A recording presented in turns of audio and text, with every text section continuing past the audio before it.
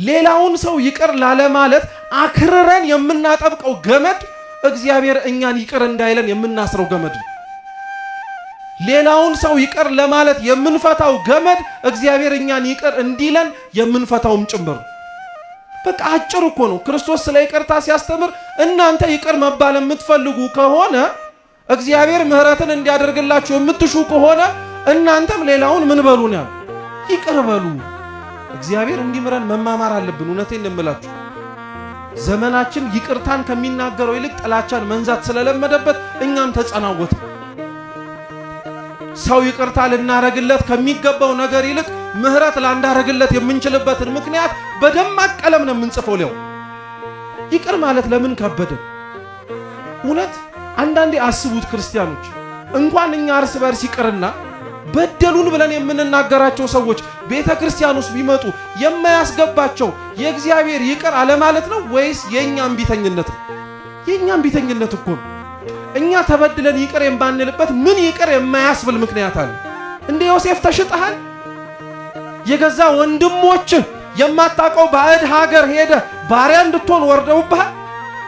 ሞተሃል ብለው ለወላጆች ለሚወድህ በሙሉ የምትወደውን ልብስ ደም ቀብተው ሞቷል እርማችሁን አውጡለት ብለው ተናግረውብሃል?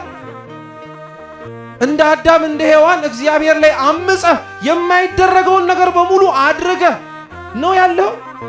ሰው ይቅር ላይልህ ይችላል፣ እግዚአብሔር ግን ይቅር ይልሃል። ይቅርታችን በብዙ ነገር ታጠረ። ክርስቲያኖች ሁሉም ከላይ እስከታች ያለው በደለ እንላለን። እሺ ታዲያ ይቅርታው ከየት ይጀምር? ከሆነ ቦታ ካልጀመረ እያለን አሁንም እየጠበቅን ነው። እኛ ምን አለበት ይቅርታ ብን? እኛ ምን አለበት ምህረት ለማድረግ ብንሄድ? ከኛ መካከል ከፍ ማለትን የሚጠላ ማንም የለም፣ ዝቅ ለማለት ግን የሚወድ ማንም የለም ጭምር። እና ቅዱስ ጴጥሮስ ራሱ ጠያቂውን ራሱ ይዩት እስኪ። አሁን ጴጥሮስ ስለ ምህረት የሚለምን ሰው ነው ራሱ። አይገርማችሁ? እሱ እንዳለው ክርስቶስ አዎ 3 ጊዜ ብቻ ነው እንጂ ከዛ በላይ ይቅር አትበለው ቢባል እኮ በዚህችው ቃል የሚመዘነው መጀመሪያ ጴጥሮስ ነው። ለምን? ክርስቶስን ስንት ጊዜ ክዶታል? 3 ጊዜ ዶሮ ሳይጮህ 3 ጊዜ ቢለው ኖሮ ጴጥሮስ ራሱ ምህረት አልባ ነበር።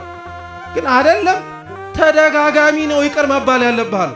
አያችሁት? ጴጥሮስ በካደው ልክ በጨከነበት ልክ ያበላውን እጅ እንኳን አላውቅም ብሎ በተናገረበት ልክ ምንም ሊያረግ አልፈለገም ነበር። ማረው፣ ምህረት አረገለት። እኛስ ምህረት የማናረገው ለምንድን ነው?